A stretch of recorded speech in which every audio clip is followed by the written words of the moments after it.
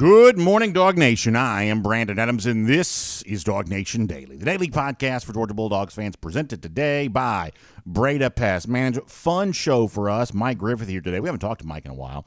Mike has written some interesting things as of late at DawgNation.com. We'll kind of address that. There was a little bit of a recruiting surprise yesterday. We'll cover some of that.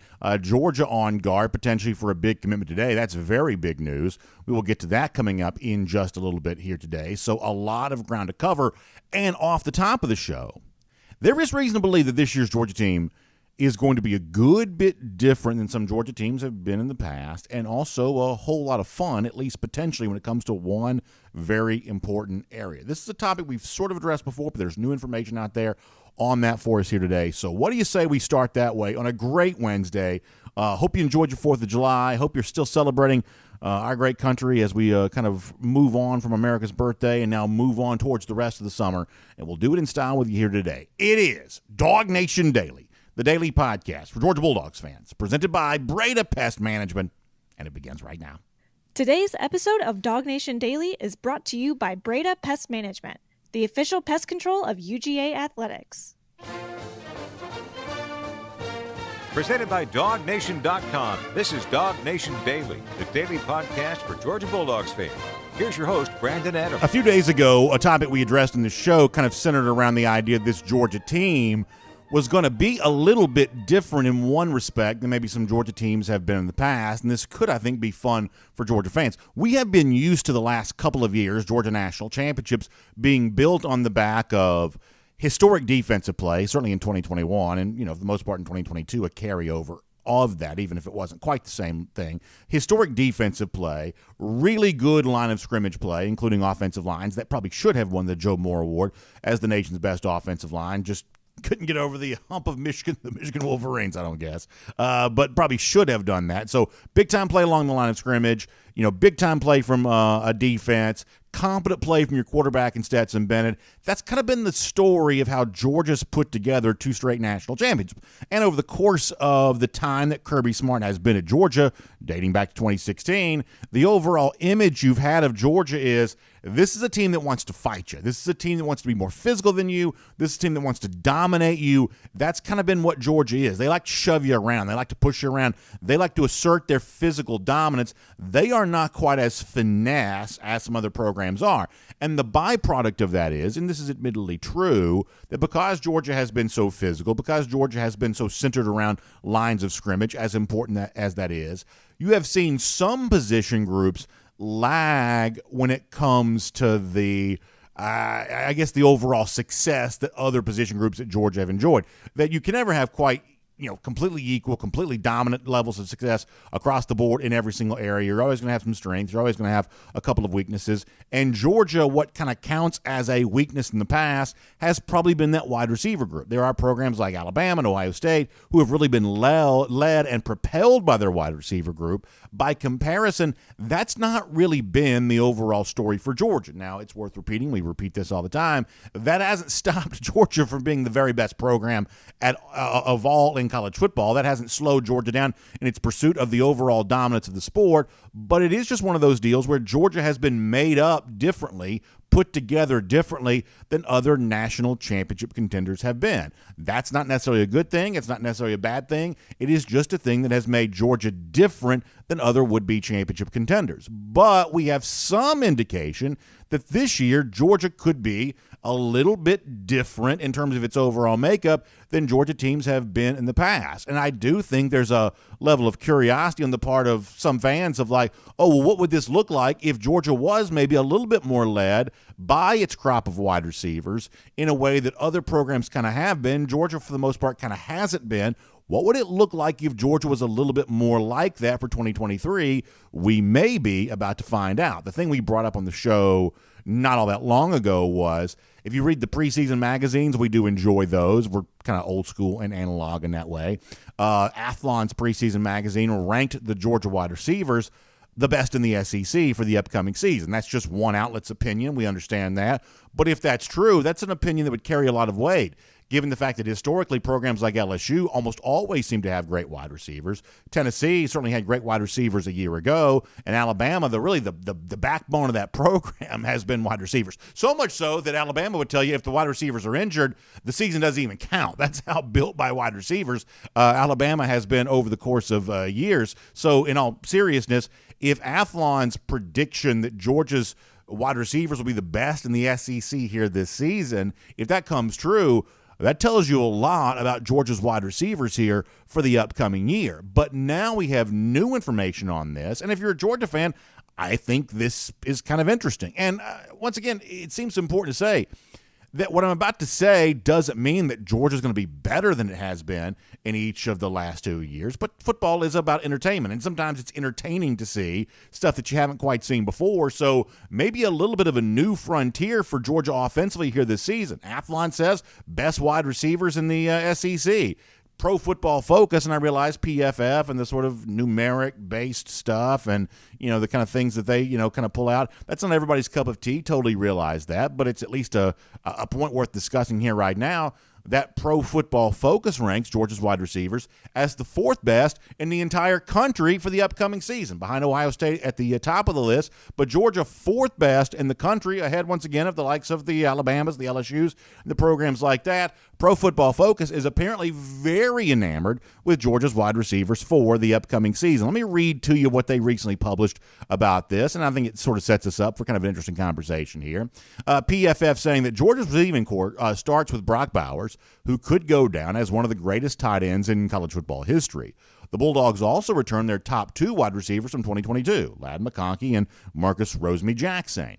McConkey's 42 combined receiving first downs and touchdowns last season ranked second among SEC wide receivers, Pro Football Focus says.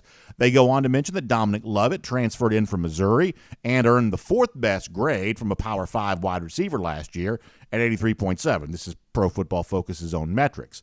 They conclude by saying that Ra Thomas also transferred to Georgia and led Mississippi State in 2022 with 626 receiving yards. Now, by now, we've talked about this plenty. You've heard me say about Brock Bowers that I do believe that Bowers is a historic figure. Way back in February, on the Mount Rushmore of Georgia football players of all time, I already had Bowers on my list. I believe that he can add to that legacy this year.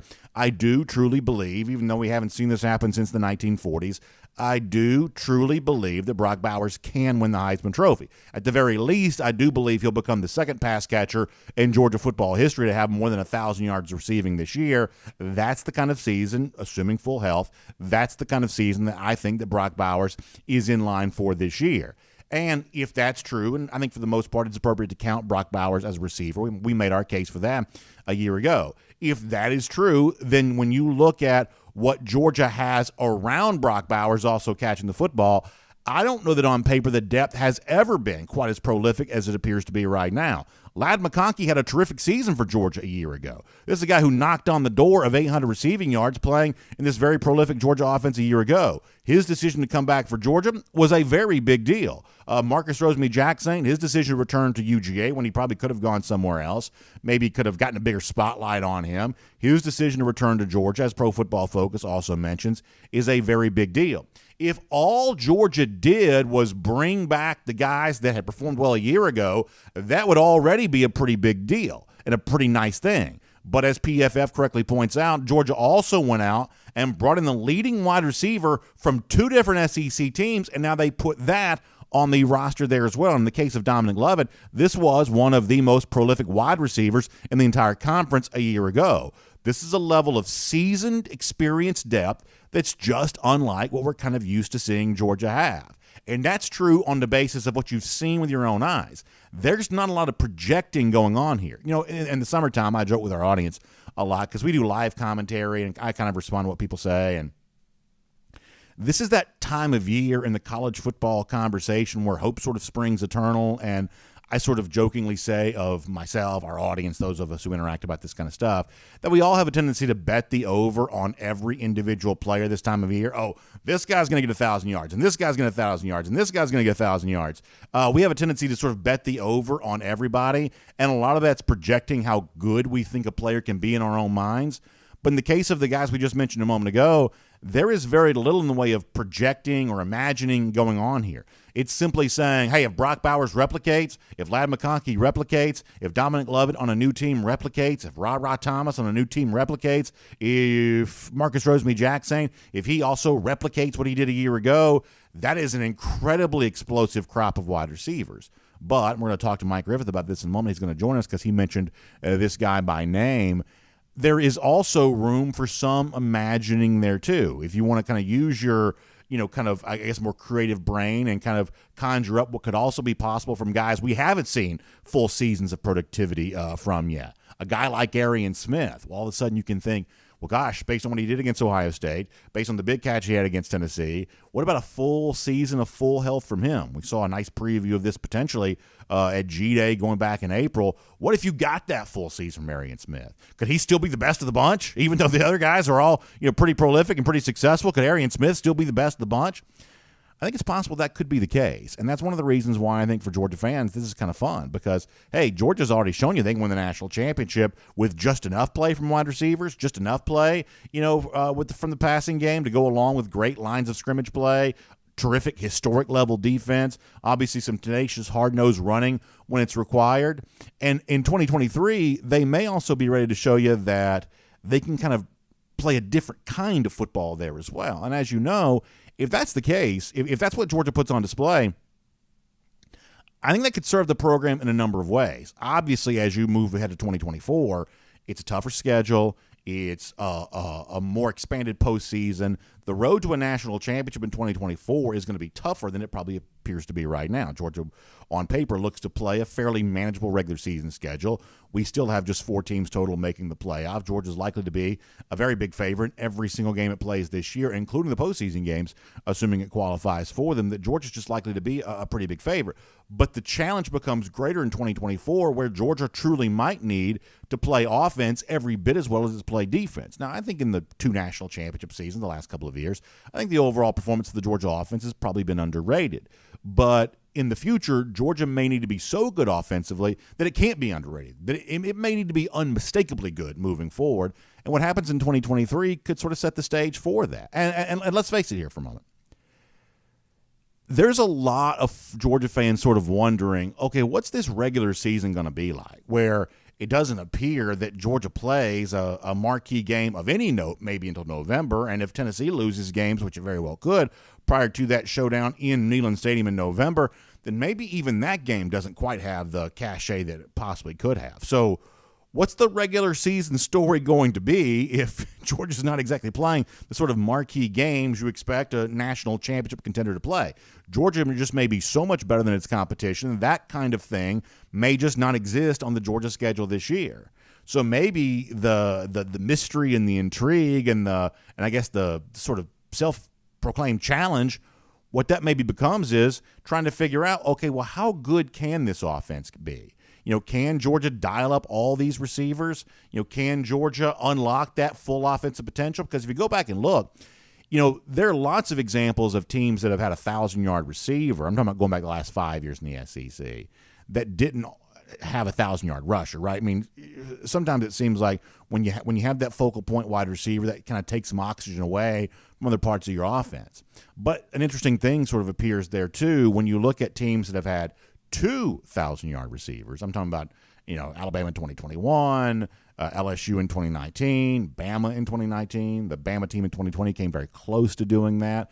When you look at these teams that have had multiple 1,000-yard receivers, they've also had, in almost every case, in all the cases of the teams that I just mentioned, they've also had the 1,000-yard rusher to go along with that. That it seems like when you really kind of find a passing attack that really fires at all cylinders to the point where even your second leading receiver is also seemingly getting whatever he wants, that seems to unlock all facets of the offense, including the running game there as well. And that's at least a potential possibility for Georgia this year, that it kicks in all remaining doors and conquers all remaining frontier of an offense that really is as good as its defense. It doesn't necessarily make Georgia a better team overall because Georgia's won the last 2 national championships doing things the way that it's done it.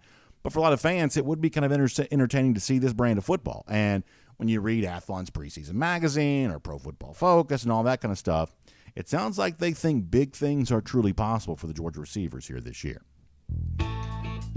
My name is Brandon Adams, and this is DawgNation Daily, the daily podcast for Georgia Bulldogs fans, presented today by Breda Pest Management. We're so happy to have you with us, no matter how you get to us, live on video, 9:45, 1st and 15, DawgNation.com, DawgNation app. That's the platform we have right there on our website or right there on our app for you to tune in, to watch our show each and every day, and you've tuned in, you've helped us grow that platform. We're so thankful about that. That's when we give you the extra content there starting at 9:45 as a way of saying thank you for making that our fastest growing, I guess, most successful platform in some respects. We certainly appreciate all of that. Those of you that like to join us on the traditional platforms like Facebook, we've been there, I guess, the longest. YouTube, obviously, Twitter, Twitch, things like that.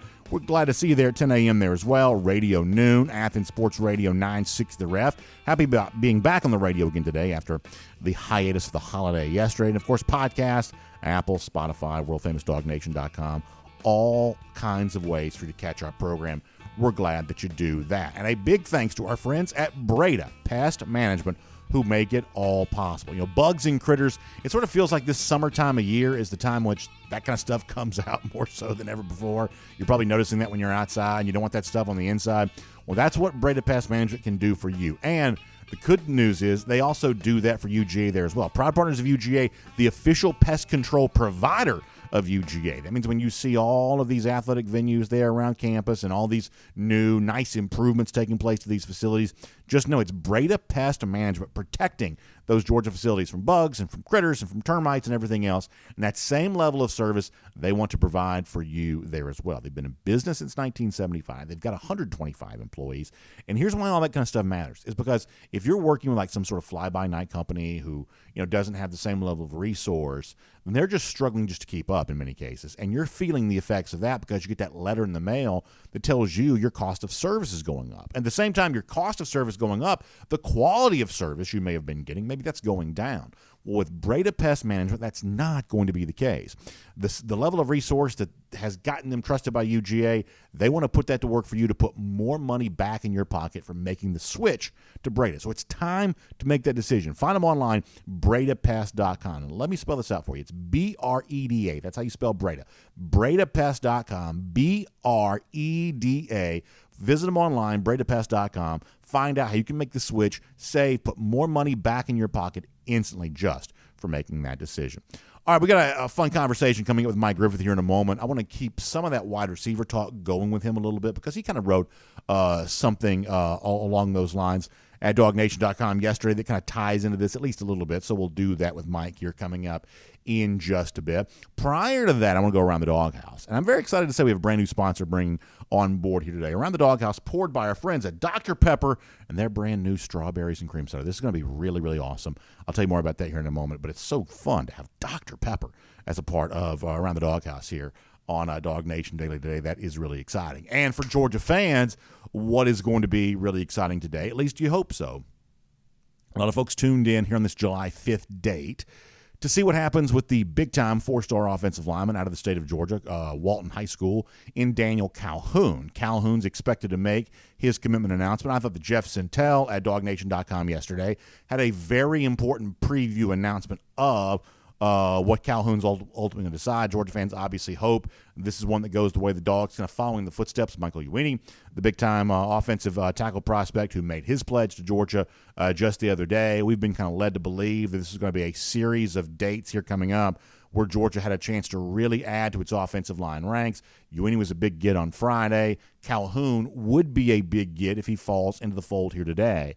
And I thought it was really interesting to see in DawgNation.com the story that Jeff wrote with Daniel Calhoun, what has kind of mattered to Calhoun on all of this. I think this is really interesting. And to me, it obviously says something interesting about Calhoun as a player, but I think it also kind of reflects about the kinds of players that Georgia seemingly does well with. Now, ultimately, I don't know what Calhoun's going to do with his commitment announcement, but it seems like there's a certain kind of player that seems to do really well at Georgia. Georgia seems to do really well with these kinds of prospects. And it sort of feels like Calhoun would be one of those type of guys because Jeff asked Daniel, what matters to your recruitment? What's going to be the ultimate bottom line on your decision? And let me show you what Daniel Calhoun said here. I'll read this quote to you. This is via the story that Jeff Sintel had at DawgNation.com. Daniel says he's looking to say, who develops offensive tackles? Who's going to put them in the league? but also the relationships between the coaches and the players. That is ultimately what Daniel Calhoun said was going to matter to him with his commitment decision. Now, in this story there as well, Daniel revealed a couple of pretty interesting details that I thought were revealing, at least in some respects. He said that the Georgia official visit that he took, you can read this from Jeff Centella at DawgNation.com. I hope you will read the entire story. He said the Georgia official visit didn't rank as his best official. It may not have ranked as his second best official. He talked about the attention paid to him when he took the visit to Tennessee, the kind of flash and glamour of the official visit to Texas, the fact they had a bunch of Lamborghinis and Ferraris and things like that all around there, a lot of glitz and glamour to those official visits. The wow factor may have been a little bit higher visiting Tennessee, visiting Texas. And yet, ultimately, I think a lot of Georgia fans would be led to believe that Georgia still has a very good shot of winning a commitment announcement with Daniel Calhoun today. Well, why is that? Because Georgia does have a history of putting offensive linemen in the NFL. That's been true for the entire time that Kirby Smart has been Georgia coach. And for a guy like Calhoun, the glitz and the glamour might be fun, and taking a trip and having the red carpet rolled out for me, kind of a cool thing. Not to say that Georgia didn't do that, but other places maybe did that really well for him. Yet ultimately, it's the kind of the nuts and bolts and the sort of bricks and mortar, I guess, to sort of mix metaphors there. That's the kind of stuff that ultimately really mattered for Calhoun, will really matter when he makes his commitment decision here today. So if he chooses Georgia, not only is Georgia getting a player who could really be an important part of future Georgia offensive lines, but it's also getting a player who seems to be very much attuned to what Georgia wants its players to be focused on. How do you come here? How do you become the best version of yourself? How do you set yourself up for a successful professional future? Those are the players who seem to thrive at UGA, and that is maybe what Daniel Calhoun is ready to do. We'll find out about his commitment announcement coming up a little bit later on today. And that is Around the Dawghouse, poured today by Dr. Pepper Strawberries and Cream. Now, for anybody who knows me personally, one of the things that you know is that I love Dr. Pepper. I love Dr. Pepper almost more than anything else. Always been one of my dream sponsors. And to have them now a part of DawgNation Daily and Around the Dawghouse is a very, very big deal. Well, guess what?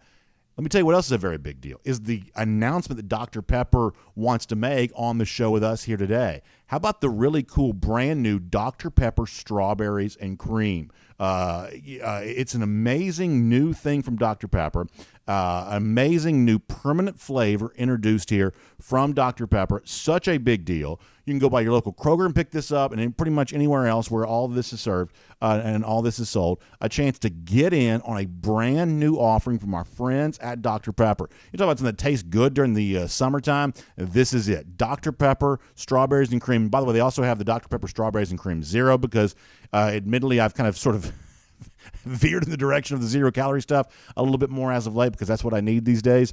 Well, if you like that, and listen, I do love the Dr. Pepper Zero Sugar as it is. Well, if you like that, you're going to love Dr. Pepper Strawberries and Cream Zero Sugar there as well. All of that available for you here right now. Brand new permanent beverage being offered by Dr. Pepper. That's a really, really fun thing for us to be able to announce here right now. It's great to have Dr. Pepper with us for Around the Dawghouse, and great to have Dr. Pepper Strawberries and Cream available at your local Kroger and everywhere else there as well. So check that out here today. What a fun new thing to introduce to all of you as a part of Around the Dawghouse here on DawgNation Daily.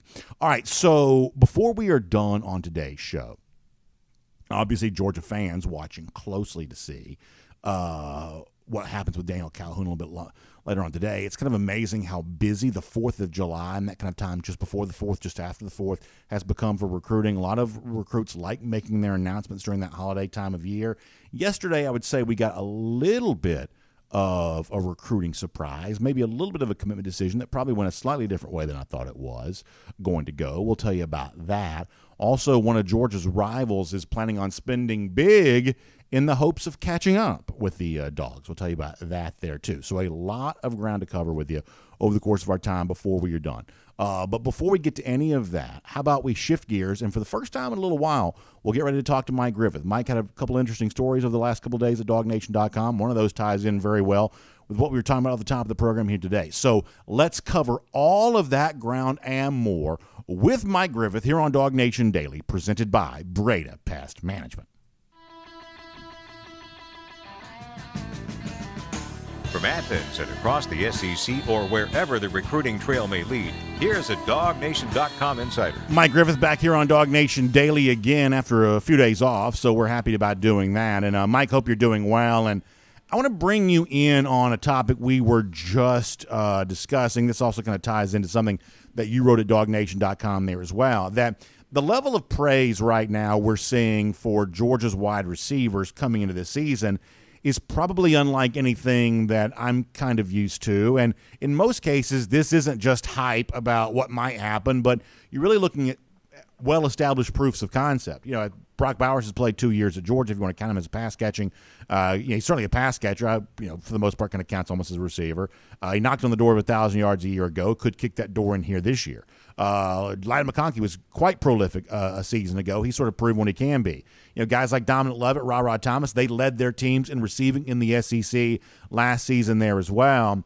This is the most established group of wide receivers I think that Georgia has had to begin a season in quite some time, possibly ever. Certainly in kind of like what we think of as sort of the modern era of college football, I would say that's for sure. What do you think of the spotlight, Mike, that's sort of been on Georgia wide receivers to begin this season, the preseason chatter that's been going on over the course of the last couple of months?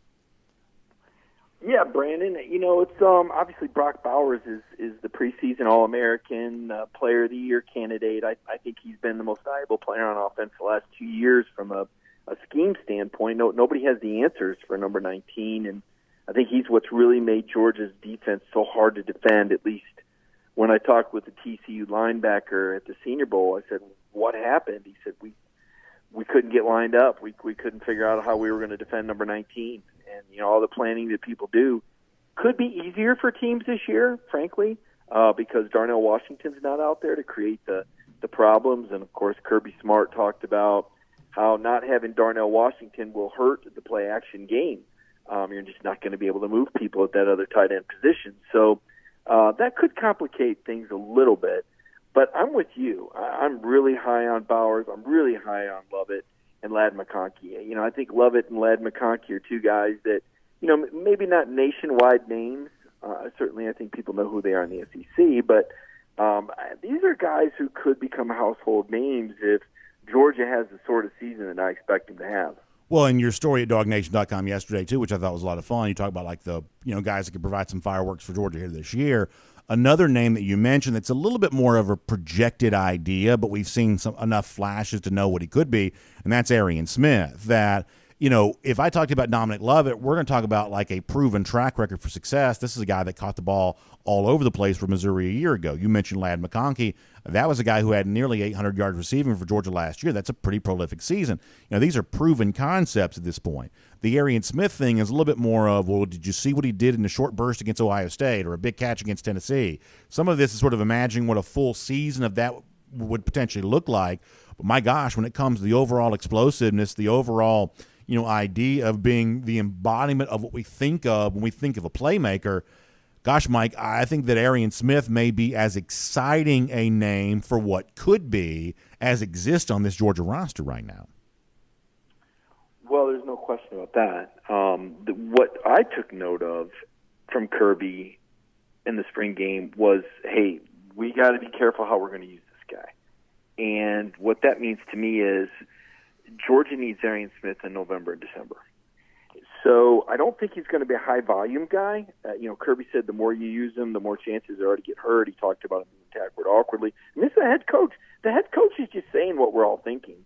He's been incredibly injury-prone. He played 19 out of 40 games. And so I don't think you're going to see him out there making 5, 7, 10 catches a game in September.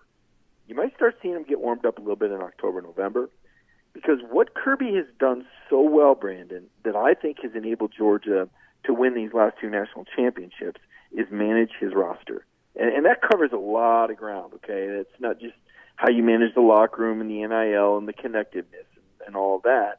It's also making sure that your key players are available at the end of the year. For example, we didn't see a lot of Kenny McIntosh running the ball at the start of the year. They used him as a receiver. Obviously, he was integral in the win over Oregon. But it really wasn't until the end of the year when Georgia really needed to lean on him, when Stet was struggling at Kentucky and Georgia Tech, when you had to get that run game going, that's when you saw Kenny McIntosh. Kirby talked about the second half of the Missouri game when Kenny came alive and had that big fourth down conversion run and ran the guy over. He mentioned that at the championship. That's why you didn't see as much Kenny McIntosh in September and early October. I think it's going to be the same with Aaron Smith. I think you need to make sure he's around for that incredibly challenging stretch run in November. Everybody wants to talk about Georgia's schedule, but look at November. November is challenging.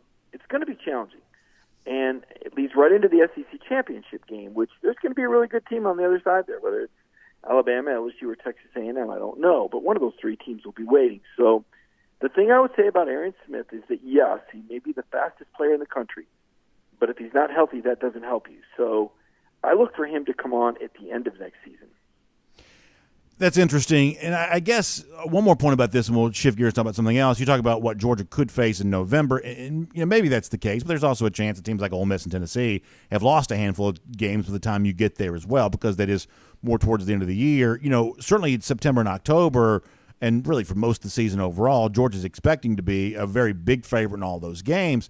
And, Mike, I think one of the things I start to wonder is, okay, what is Georgia going to do about that? How does Georgia handle a situation in which there's just not going to be a lot of week-to-week drama, assuming the season plays out the way we believe that it will? Sometimes college ball surprises, but let's just, for the sake of conversation, assume this kind of plays out the way we think it might likely play out. If that be the case, Mike, then maybe Georgia just sort of turns it loose. Like, if there's nothing to be sort of learned week to week, if there's nothing to be gained week to week, maybe just Georgia just goes out there and turns it loose and lets all these guys kind of, put up big numbers, and Georgia kind of plays a brand of offensive football that they often haven't really felt like they needed to do a lot during the regular season. Georgia seems to kind of turn it up offensively more in its biggest games than it does in some of its lesser games. Maybe this year, when there's not a whole lot of week-to-week drama, maybe they'll just be content to go out there and see how prolific this offense can be. It obviously help your future recruiting efforts. It might set you up for 2024 season when you may need to play better offensively week to week because you're playing an overall what we believe to be tougher schedule. Maybe Georgia just sort of goes out there and cuts loose and turns it loose this year and just sees how many numbers this offense can put up. Certainly a lot of Georgia fans would hope that'd be true, whether it actually ends up being true or not. Maybe, but, if we look at the track record, last year, for example, I thought it was interesting that Georgia's Kirby Smart's highest three-game total ever was in the postseason last year. Yeah. I mean, who could imagine that your highest three-game point total stretch would be LSU, Ohio State, and in a national championship game? It just blows, it just doesn't make sense, right, Brandon? I mean, to your point, you would think these numbers would come, and yet, there was that Sanford game, which was terrible. The Kent State game was a struggle. Like, what's going on here, right? I don't know how much of that was Stetson, how much of that was the game plan, how much of that was these other teams playing really well. I just have a hard time believing that the other team really had much to do with Georgia's performances against Sanford and Kent State, which I think both of us would say made us want to puke at times. I think it was more Georgia being Georgia. So, and to be fair, it is hard to play your best game every week out. It's just human nature to get up for the big games. Tennessee game, yeah, they probably could have poured on another 2 or 3 touchdowns if they'd not gotten a little conservative in the rain. But that was the smart play. Your defense was dominating. I don't know. That's you raise an interesting questions about turning it loose. I think the first 2 or 3 games we might still be trying to figure out who the quarterback is. I'm not, I've talked to some people and, it's not as done as a lot of people want to make it. I mean, Kirby Smart told us that. He told you right there that this thing wasn't over, and he told you what he thought about Brock Vandagriff, and he said that he wanted to see both these guys playing games. And then I talked to someone recently who's very, very close to the team, and he said, here's the thing. Carson Beck never won that job when he's had jobs before, and he hasn't won it yet. Now, the G-Day game was fantastic. I'll be the first to say I thought he looked tremendous. I'd put him in the Heisman Trophy race if he can play like that every week. But the problem is the other team's defense won't be scripted like it was this time. And the other team will be able to hit you, which they weren't allowed to hit the quarterback this time. So I think there's more questions going in than maybe we realize. I mean, Kirby did say that this was only 25% done. Now, I don't expect Tennessee Martin or Ball State to press Georgia. I don't think those are going to be particularly challenging games. I don't even think South Carolina is going to be that challenging because they don't think they're any good at the line of scrimmage. But Auburn, maybe, right? So I'm not quite ready to say that Georgia's just going to run away with the season. Their front seven's not going to, the front four is certainly not as good. If teams can have some success running the ball, you're not going to have those quick 3-and-outs like we've gotten accustomed to the last 2 or 3 years. The other team's going to be on the field a little bit more, and your offense isn't going to have all those opportunities to answer and finally get started, like it did in a lot of other games. So I'm not projecting next year to be quite as easy as maybe some others are. I'm not saying they're going to lose games, but I don't think it's going to be quite as easy as maybe it looks. We'll put a pin on that and come back to that at a later time. Shifting gears, something you wrote about, kind of echoing what we talked about a lot over the last couple of weeks, which it just sort of seems like that there are a lot of people picking someone other than Georgia to win this year's national championship. And Mike, I want to be very clear about this. People have a right to make whatever opinion they want to. As a fan of Georgia, I have pretty thick skin about stuff like this. I don't get offended when, so-and-so says someone else is going to win the national championship. I think opinions are fine as long as they're kind of grounded in facts and well-reasoned, well-argued. I think the issue that we've tried to express here on the show the last couple of weeks is that some of the people who seem to be grasping for, whether it's Kirk Herbstreit in Ohio State or Reese Davis in Michigan or, whatever you kind of hear kind of kicked around. Actually, Kirk Herbstreit's touted Alabama. Let me correct myself on that. Kirk Herbstreit touting Alabama, or Reese Davis touting Michigan, or whoever might tout for Ohio State here. There's a certain, I think, logical disconnect that exists with some of that. And I've also said, Mike, listen, if you're a Georgia fan, you've been waiting a long time to see your team be back-to-back national champions the way they are right now. I don't have a problem with a Georgia fan who says, I want the full privilege that come my way because of that, right? Like, I want to see deference paid to my team. I want to see my team acknowledged, and in some form and fashion this offseason doesn't quite seem like that's the case. So while we're not necessarily offended by it, we do think it's interesting and probably incorrect from a logical standpoint. I know you've written about this there as well, and what you wrote kind of got some attention there too. So I'll give you a chance to kind of weigh in on that conversation.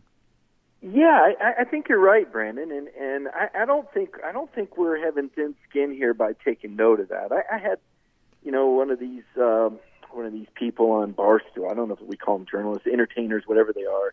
I don't think we. I mean, I'm the last one that anyone's going to confuse with a journalist, but I don't think we call the Barstool people journalists. No, I don't even think they want to be called that. Well, I don't. Whatever they are, I mean, it's fun. I mean, they have some fun and clever content and some off the wall stuff themselves. But someone called me out and said this was fake juice, and it's like, no, it's really not. Take a look around at some of the preseason All-American teams, and I kind of feel like Georgia's kind of the Rodney Dangerfield of national championship programs. I'm still hearing, even Aaron Murray's out there. Well, if Alabama's receivers wouldn't have gotten hurt, and if Ohio State wouldn't have gotten, those teams probably would have beat. That's Aaron Murray. That's your own quarterback that's saying that Georgia wouldn't have won those games without injuries. And they're two-time defending champs, Brandon. I'm still looking on Kirby Smart's resume for National Coach of the Year. I saw Sonny Dykes accept that award. I mean, excuse me, this is the guy that lost 65-7. And it went from Kirby not getting it, as Georgia was on the rise and they were close. He didn't win those years that they were close but didn't get there. And then when he did win, they said, oh, well, he was supposed to win. Well, now, wait a minute. I looked in 2021, and there weren't any Georgia football players on USA Today's preseason All-American team. None. And yet there were 15 guys drafted. But I didn't see Kirby Smart win Coach of the Year, National Coach of the Year. So he started the season with a team that didn't have any first-team preseason All-SEC guys on offense or defense. And he wins a national championship and gets 15 of them drafted, and he doesn't win National Coach of the Year. Then he repeats. It becomes the only program in the 4-team college football playoff era to win back-to-back championships, becomes only the second team in history to go 15-0, and guess what? He didn't win National Coach of the Year again. So you're telling me that's not a lack of respect? I'm sorry. I just think people are so married to Alabama and Nick Saban. It's just such the de facto pick. And listen, I respect Nick Saban as much as anyone. He's a 7-time champion. He won 6 of them in Alabama. But you know what? 4 of those came with Kirby Smart. And as time goes on and we watch how Kirby recruits and manages the roster, I'm starting to think that Kirby had more and more to do with those Alabama national championships. And yet he's not getting a lot of national respect. Now, that could be because he doesn't cater to the national media types. He doesn't ride in the car for sing-alongs on ESPN commercials.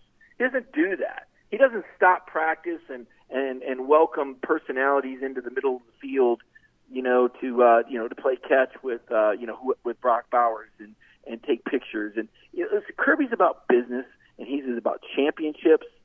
And if the media doesn't recognize that and doesn't give him the proper respect, then shame on the media.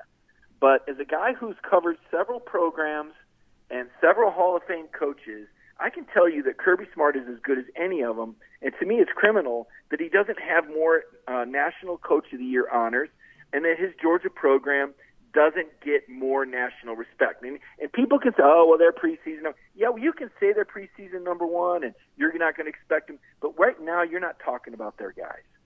You're not out there. And by the way, they may be preseason, and I'm sorry to cut you off, but they may be preseason number one this year. They're preseason number 3 a year ago. No one gave them any chance. There was no prominent voice anywhere that picked them to win the national championship a year ago. So you can say what you want, but in terms of Georgia feeling disrespected a year ago, I believe that they did. And so some of what we're seeing, Mike, right now is actually just an echo of what we saw a year ago, where they were virtually written off after having lost those 15 draft picks, things like that. There were, AP poll, coaches poll, the official polls for sure, but even kind of the unofficial sort of talking season stuff like we're doing right now.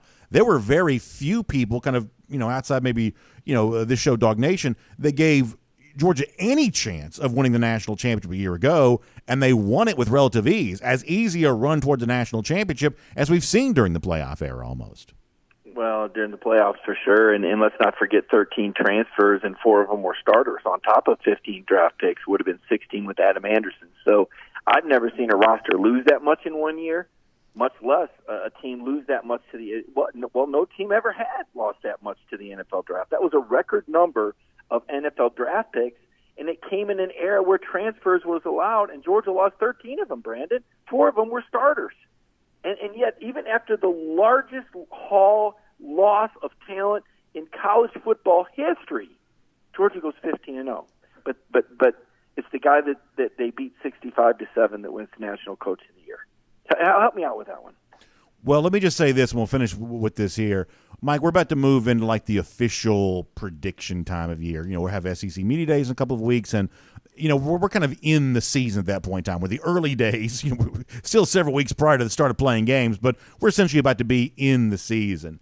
Here's what I'm very curious to see of media types, whether it be national types or just prominent voices here in our SEC region, whatever else. Like, how many people are correctly going to acknowledge what the number one story in college football is this year? It's the fact that Georgia's going for a 3rd straight national championship. That hasn't happened at all in the playoff era. Hasn't happened in college football at all since the 1930s. This is the biggest story in the sport. I'm not saying you can't talk about Ohio State trying to get over the hump against Michigan, or Nick Saban trying to get one more good moment in kind of the winter of his career here, or Texas and Oklahoma taking advantage of the last year in the Big 12, or Caleb Williams coming back for USC. I'm not saying that Georgia going for 3 straight is the only story, but it is the biggest story. So whether it be you out in Nashville in a couple of weeks or fans tuning in from wherever they are, this is the thing I think it's really fun and interesting to kind of keep track of and observe here. How many media types correctly acknowledge that before you get to any of the peripheral sort of B-side stories, how many people acknowledge the biggest story, which is Georgia going for its three-peat? How many people have their finger on the pulse enough to realize that Georgia's playing for history right now, and anything else, compared to that is actually just sort of a secondary story?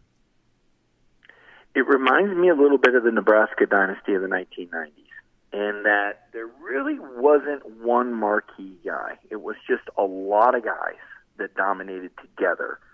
And Nebraska didn't get a whole lot of the national attention back then either.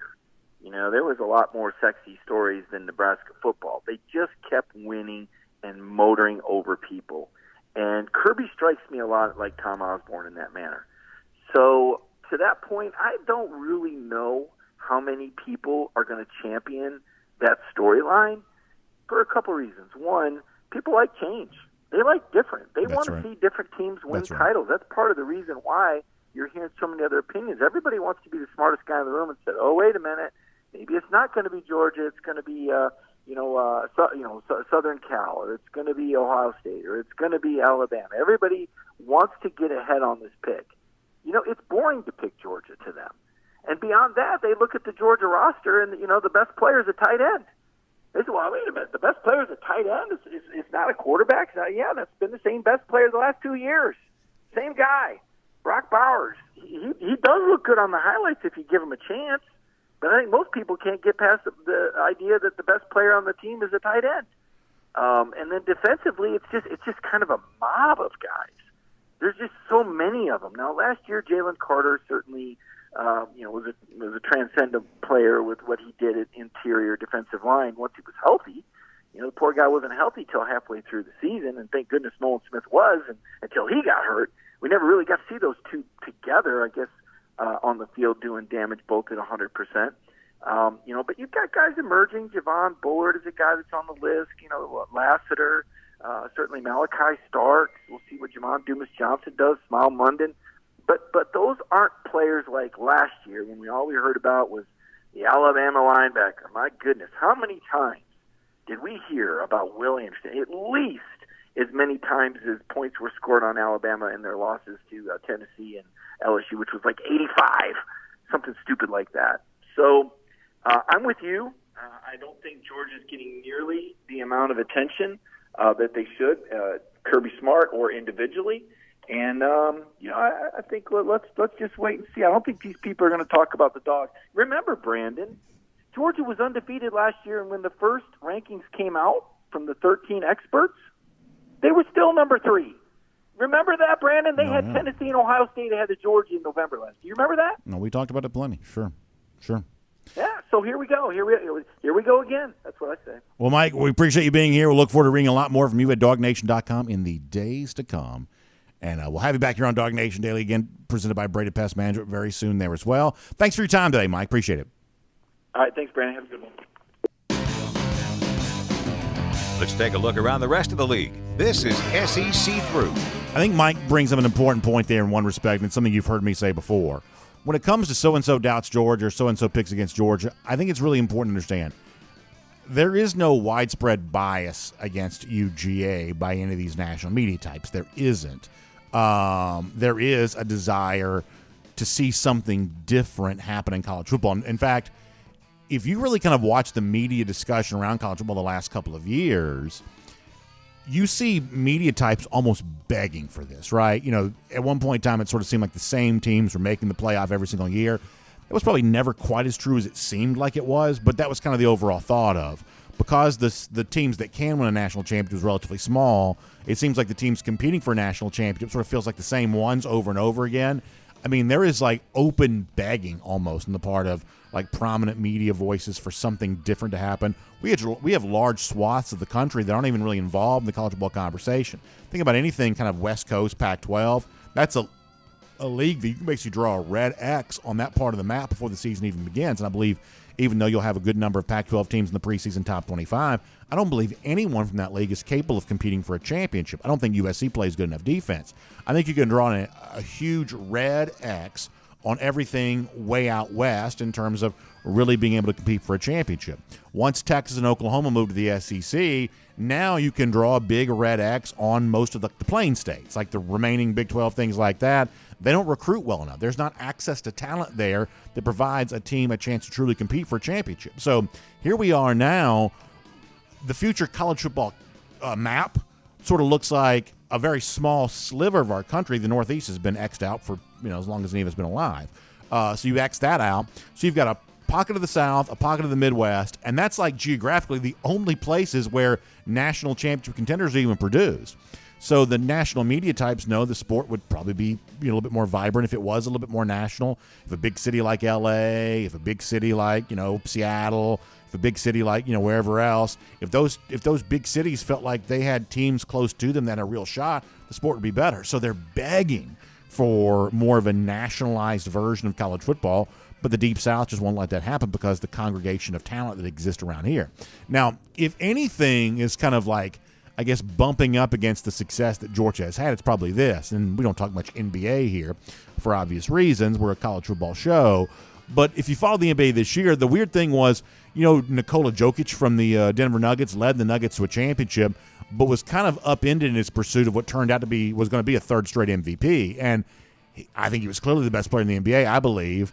And yet, ultimately, it seemed like there was this thought of, are we sure we want this guy being a 3 straight MVP? Are we sure this is the kind of figure in our league compared to the historic players that have played in our league? Are we sure that the guy to do it 3 straight ought to be a guy like Jokic? And it seemed like there was a little bit of reconsidering of him about halfway through the season of, hey, maybe it's time for somebody else to win the MVP because this guy's already won it twice in a row. And I'm not quite so sure it seems right for Nikola Jokic to be the one that wins 3 straight MVPs, whether he deserves it or not.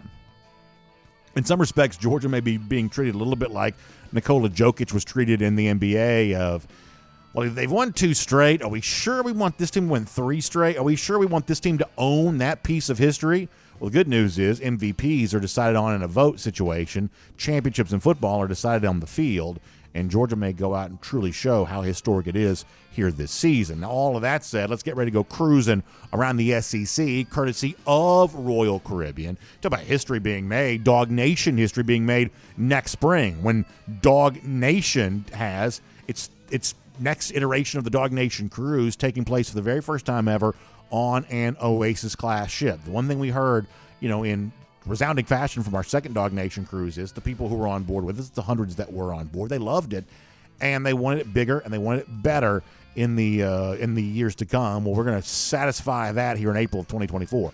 April 22nd through the 26th, leaving from Port Canaveral, going to Nassau in the Bahamas, going to Perfect Day Coco Cay, on board Allure of the Seas. This is an Oasis-class ship. This is one of the largest ships at sea. You're talking about all the various neighborhoods, not just the Royal Promenade, but also like the Central Park neighborhood where like you're literally walking through what sort of feels like a city park, and yet you're on a cruise ship. The Boardwalk neighborhood, the Aqua Theater on the back of the ship, the level of entertainment and just space provided on ships this size is really remarkable, and it's why you want to be a part of this. So our buddy Jessica Slater, great travel agent, has put a website together. It's royaldawgs.com. That's royaldawgs.com. You can go there. Obviously, dogs is spelled the way it's supposed to be, DAWGS. You can go to royaldawgs.com and find out all the details with the DawgNation cruise next April on board an Oasis-class ship, Allure of the Seas. Bigger and better for the DawgNation cruise next year. We can't wait to have you on board for that. By the way, really cool things coming from our friends at Royal Caribbean, too. Some brand new ships getting ready to set sail. Can't wait to tell you more about those in the days to come there, too. All right, let me deal with a couple of things cruising around the SEC. You may have seen this. I joked about this on Twitter the other day. Florida going to greatly improve Ben Hill Griffith Stadium, the stadium known as the Swamp. They're going to put $400 million into a renovation project there. And obviously, any kind of story involving Florida, I'm essentially contractually obligated to sort of make fun of it to begin with. So I've kind of done my piece making fun of that. But let me kind of zero in and get serious on this just for a moment. $400 million is a gigantic sum of money for a stadium renovation project. Most brand new stadiums these days cost about $1 billion or so. So what you're really talking about for Florida here is about a half of a new stadium. Think about like the sort of state-of-the-art type stuff that you see at the professional level in most cases. Florida's putting a financial investment here for the Swamp that's about half of that. And it's important to note that, in like Major League Baseball, we make a big deal about Fenway Park and Wrigley Field, these very old stadiums that are quaint, and folks like visiting there. I've been lucky enough to go to both those venues, and I've as someone who loves baseball and loves history, it's just really cool to see these historic old baseball venues. That's just a really fun thing. But in college football, a lot of the stadiums are about as old as Wrigley Field, Fenway Park. We don't make quite as big a deal about that because we've just sort of come to expect college football stadiums to sort of look old, and they sort of feel old. They're not state-of-the-art. They don't have all the bells and whistles. Now, some of the luxury suites, things like that, have been added over the years. But the main structure of most of these stadiums is actually pretty old.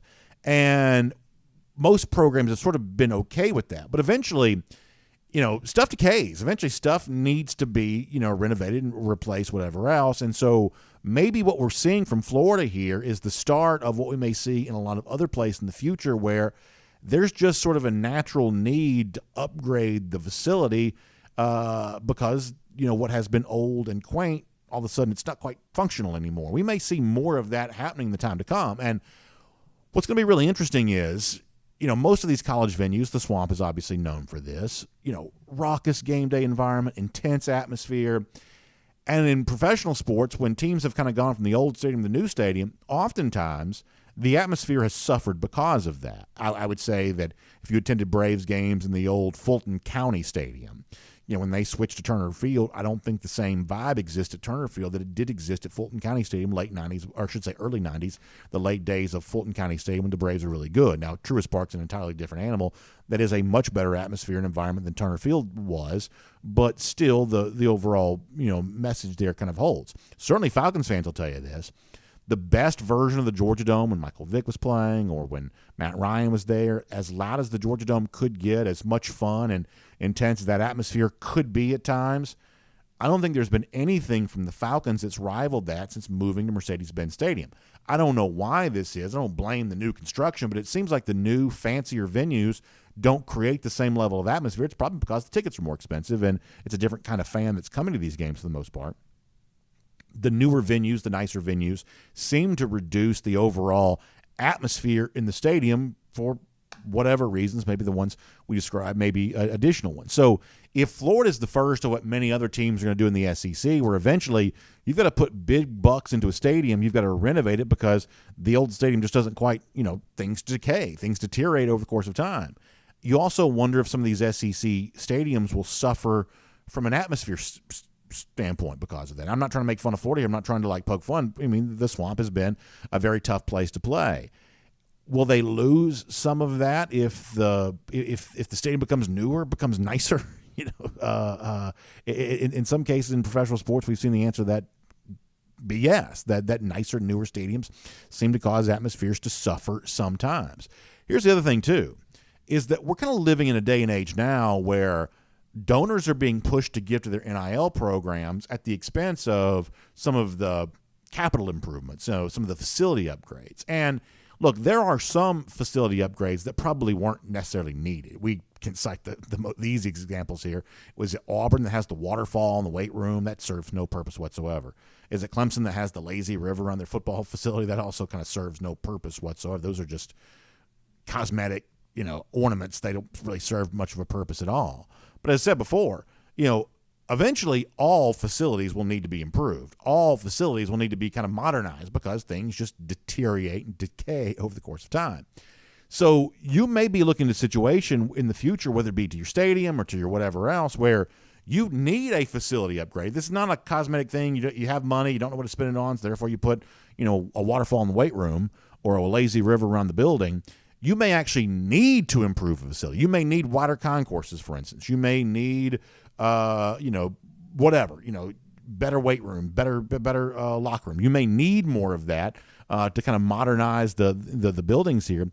But the way in which you've raised money on this kind of stuff, that may not be there quite as much anymore. You may have to see more of these college teams sort of taking out loans and doing things like that to actually sort of pay for this kind of stuff the old-fashioned way, because the idea of raising money towards something like this, a lot of that money may be going towards NIL in the future. I think we're entering a time in which you may see more teams having to take on more of these kinds of projects, and they may have to be kind of funding them, pay for them a slightly different way. So Florida putting big bucks into its stadium, we'll see if that starts a process of other teams feeling like they need to do the same thing. That is not a small financial investment there, after all.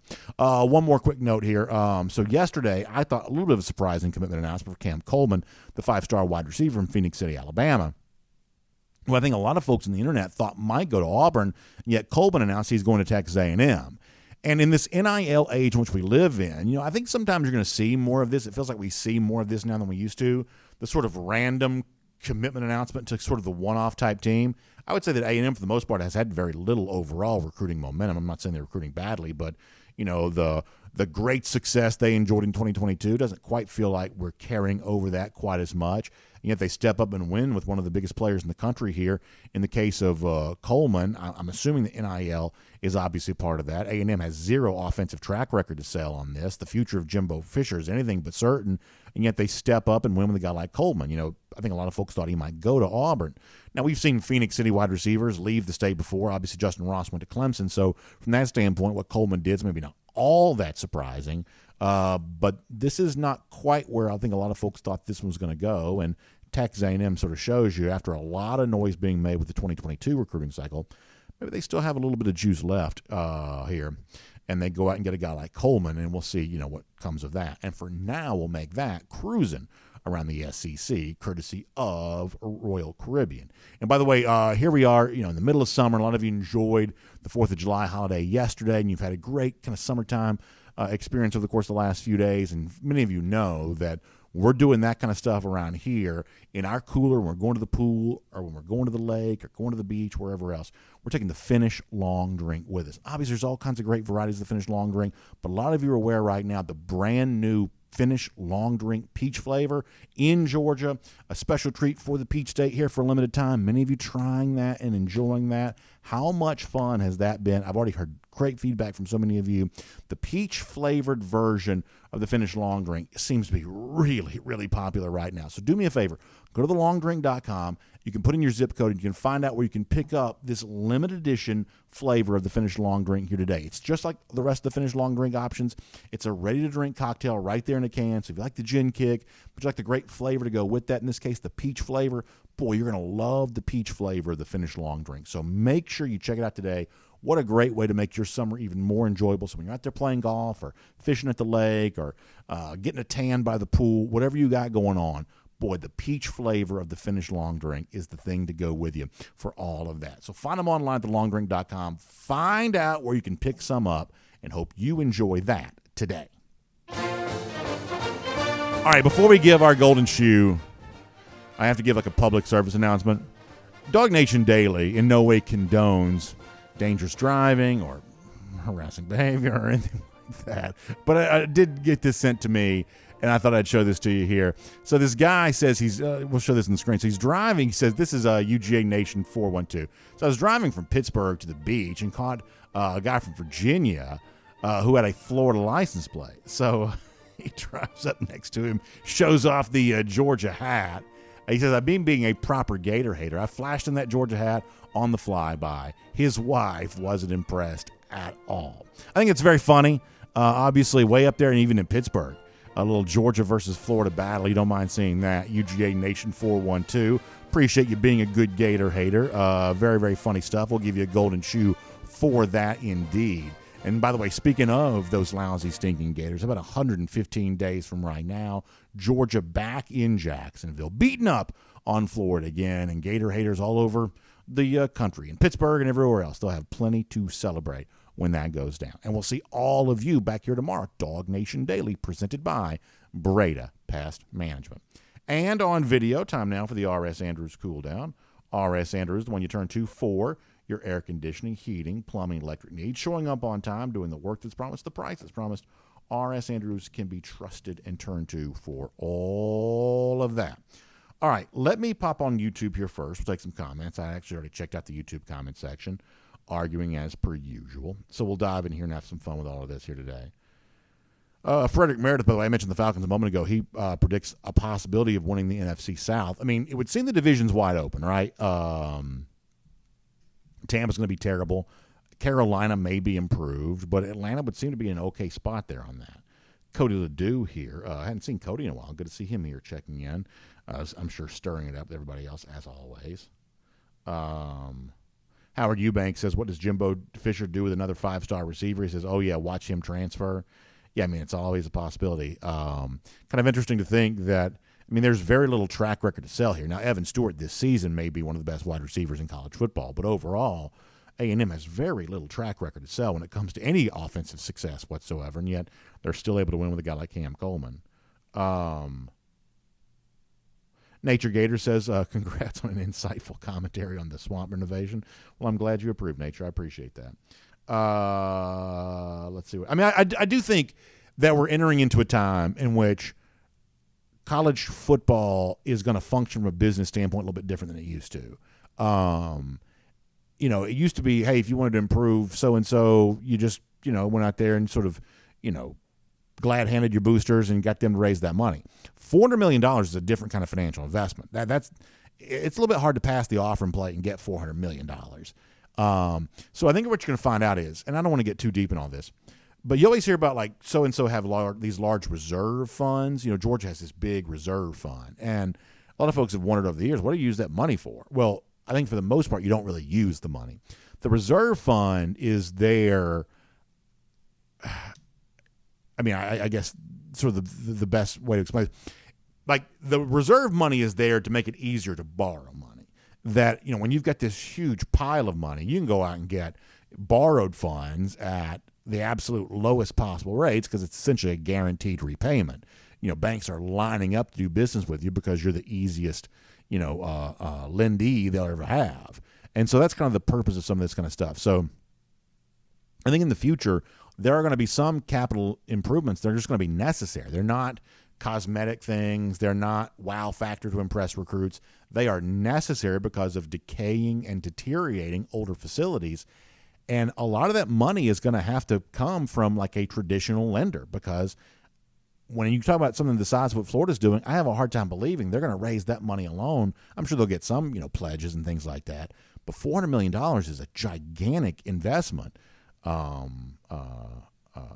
So I'm guessing a lot of that's going to have to be just traditional sort of lending situation. Lesko was in Athens today, wants some lunch recommendations. Yeah, I'll give him a good lunch recommendation. Had a little Italy pizza the other day. That was not bad. I really enjoyed that. Many of you do. I know the Mayflower's getting ready to close. I heard that closing for good. So maybe it's still open. You can eat there if you want to. The grill is back open after several years of not being open. Get you a burger and a milkshake. You want something a little fancier, of course. You can do that too. Blind Pig, if you like the wings and kind of the traditional bar food. Y'all give him a good recommendation there. Ducati Tech says maybe the Swamp's going to get a dome with that kind of money. Maybe so. I mean, obviously, you kind of wonder. So one thing you see, like when you're at the Orange Bowl a couple years ago, it's when you're in the stands, they have it's not a roof, but they have like I guess an awning, you may want to call it, that extends all the way over all the seating because obviously it's really hot and they want that shade. And I guess that's part of the thought behind the new Jacksonville Stadium upgrade there as well. They want some shade from the heat. So maybe Florida's considering doing some of that kind of stuff too. Like Bryant-Denny Stadium has the little awning thing that comes over their upper deck a little bit. They're the only SEC stadium, I think, that has anything like that. So maybe Florida may be doing more of that. Fred Gunn says go to Buford and eat at Vinny's. I have to say I've eaten at Vinny's in Buford a few times. I have to say.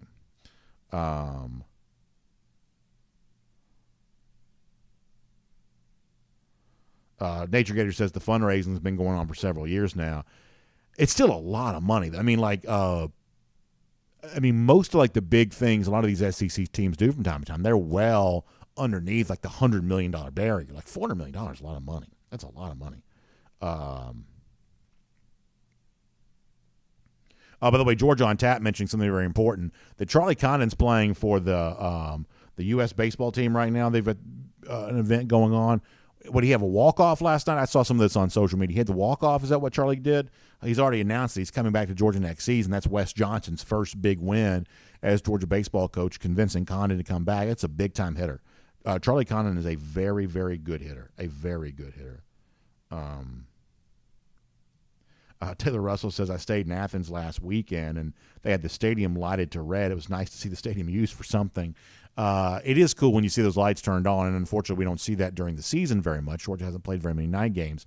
And I will tell you, if you're ever in the Athens area, one of the cool, nice things they do is the west end zone. Speaking of capital improvements, that's one that Georgia did a few years ago, and they kind of used the traditional donor funds for most of that. But the west end zone is typically open. This is not like a secret. This is something that Georgia, wants people to enjoy. You can walk into like the west end zone patio area. Essentially, you can walk onto basically you're walking into the stadium. It becomes a great spot for a picture and a great chance just to sort of soak up the ambiance of the stadium. Now, if you try to take a step where you're not supposed to go, there's all kinds of security stuff. So don't get cute doing any of that because they've got all the, sensors and things like that. You're not going to get away with anything. But you can walk on there and take a beautiful picture. They don't have that open like that for game days because it becomes a ticketed area. But when it's a non-game day situation, it's a great chance to sort of walk out there and just kind of enjoy that. And we had a thing in Athens the other day, and so it was a nice day. I walked around for a while and just kind of soaked up Athens because I don't get to go to Athens very much. I wish I was there more.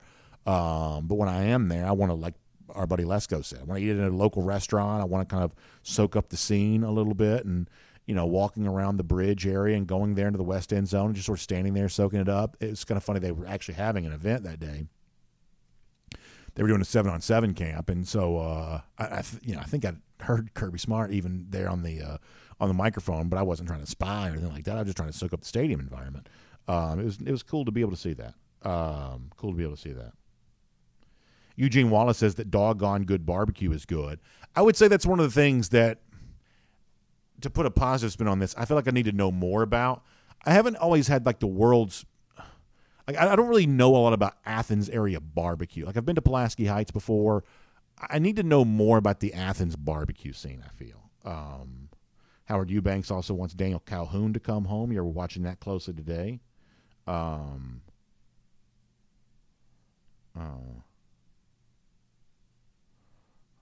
see what else.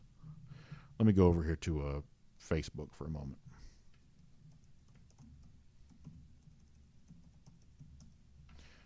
Yeah, but I know that Athens not the only place with one of those little Italies, but I think that's good pizza, filling, and I'm not the easiest person to fill up. It's filling.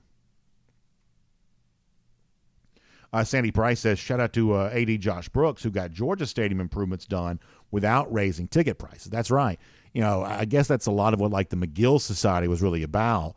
Was about doing things like the West End Zone, stuff like that, and they were given some benefits to donating that money. It was not cheap to be a part of the McGill Society.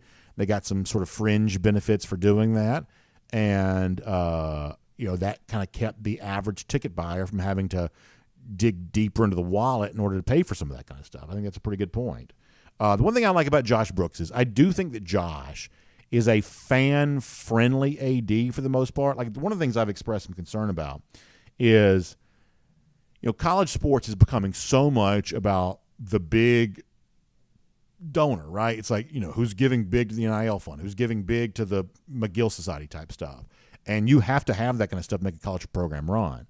There's very little financial incentive in taking care of your average fans, and yet it still sort of feels like the right thing to do. I don't know. You can't like measure good vibes. It doesn't exist on the elemental chart, but there is something to be said for like good vibes having a benefit to the program overall. And Brooks, to me, sort of seems like the kind of AD who kind of gets the good vibes part of this of like, hey, if our average fans, if our people like they're sitting here talking right now, we're not rich people. I mean, some of y'all are, but we're just sort of regular folks. And it seems like Georgia says, hey, we may be financially incentivized to take really good care of our very rich folks, and you probably need to do that to run a program very well. But there's a good vibe thing here of if the 1 million+ people who care about Georgia football, if they feel connected to this, then that probably benefits the program in kind of an intangible way because, let's face it, part of the reason why people want to give big to their favorite football team or, maybe when it comes to professional sports wants to spend big on really nice tickets is because it's sort of viewed as the thing to do. And the thing that makes it the thing to do is it's popular with the masses. When it's popular with the masses, it becomes a little bit of a status symbol to be closer to the product. And so, creating the good vibes around a program probably has a benefit to you, even if you don't draw a direct line towards it. And Josh Brooks seems to sort of get that. Barry Watkins laughing at me saying that some of y'all are rich. Some of y'all are rich. You don't think I don't notice that. Don't think I don't notice that. Let's see what else. Joseph Kennedy pointing out that Daniel Calhoun, there's a Calhoun, Georgia. It's probably most famous these days for being the home to the North Georgia version of Buc-ee's.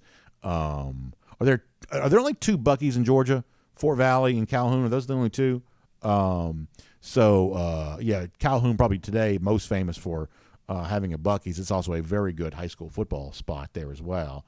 And maybe that's appropriate for Daniel Calhoun to also come to Georgia, just given the fact that it is a That is a Georgia city. Al Chandler says, how many seats will our renovations add? What Georgia's doing right now is not to add seats. The stuff they're doing to that, I guess it's the south. I always get the north and the south confused. But I guess it's the south side, that corner area over there. They're making that area larger. Earlier, I kind of compared like these SEC stadiums like, say, Fenway Park and Wrigley Field. And one area in which that really is true is, I guess people back in the old days were just like incredibly small. I guess people just used to be just so tiny. The concourses, like the area like behind the stands where you walk to go to the bathroom or go to the concession stand, on that part of the stadium, I mean, they are no wider than this desk, it doesn't feel like. And some of y'all know this, and it is nightmare. It is nightmare fuel. Like, honestly, I have been caught over that. Now I'm smart enough to, most part, kind of avoid it. But I've been caught in some of this kind of stuff, and it's downright scary. I mean, there are just tons of people in this tiny little tube of a hallway. And so what they're, in a lot of cases, doing is they're trying to expand that area to kind of just create more space, provides better access to concessions, but also just more breathing room for people. And so the best I can tell, that's a lot of what they're doing. Now, next year, they're also going to move the press box from where it is now to kind of a corner area over there too, which, to be honest with you, I'm pretty sad about because this is selfish. Those of us, the coastal elites who sit up there in the press box area, I'll tell you right now, that is the best seats in the entire stadium. Most press boxes are not like that anymore. Most press boxes are, kind of, wherever else, and they've been moved for the same reason Georgia's about to move its press box. They're not going to give it away to the media for free when they can sell it to so-and-so for $8 gazillion. Y'all, the seat I sit in for the Georgia games, I'm going to tell you right now, is probably the best seat in the entire stadium. So some of y'all very soon, some of y'all rich folks are going to get a chance to buy that seat and sit there because they're moving the press box, which I'm sad about, but you probably understand why they're doing it. Barry Watkins says, any time frame for Calhoun? I guess I'm sort of on guard for it from the time we get off the air here in a few minutes for the next couple hours after that. I guess that's when I'm sort of on guard for it. Somebody told me it may be earlier rather than late, but half the stuff people tell me ends up being wrong, so who knows.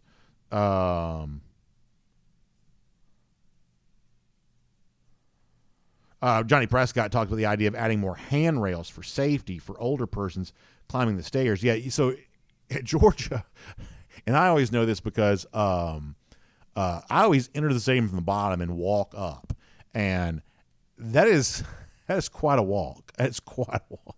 And some of you are always kind enough to say hello as I'm walking up the stadium, and I'm always just like pouring with sweat and trying to walk up these steps. And they don't have handrails. That's an example of Sanford Stadium just being a very old stadium. I mean, it was built in the late 1920s. And, you don't have those handrails for that. It is not an easy walk. I mean, I'll tell you, that is a very common concern that Johnny brings up there. And I don't really know what you do about that because a lot of that retrofitting would take a lot. But yeah, there are no handrails there for that, for sure. Let's see what else. Oh, yeah, by the way, I meant to mention this, Barry. Dadgummit. So today is the SEC Network takeover, and they're showing the Peach Bowl. They're showing the national championship. Are they showing Georgia, Tennessee? I know they're showing, some of the softball team, the success they enjoyed this year. So they're showing a lot of that kind of stuff. So today is Georgia's day on the SEC Network takeover.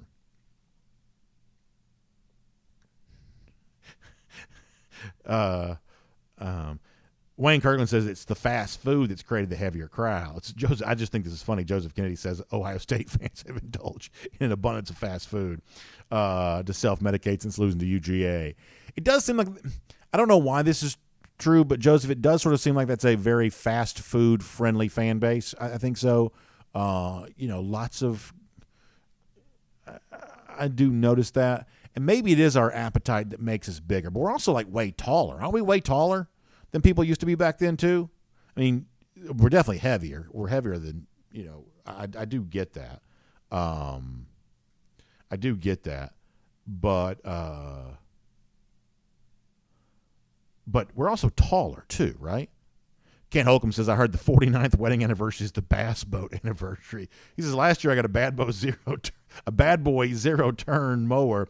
So this year should be something for pleasure, right? I like that, Kent. Yeah, I guess what?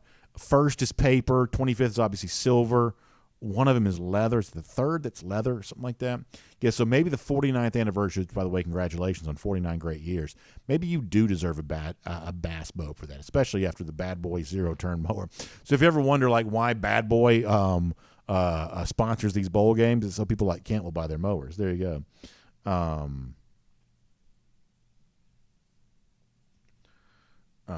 Yeah, William Camacho says when it comes to watching that Peach Bowl, I says, we'll do kind of one more spin here. Now,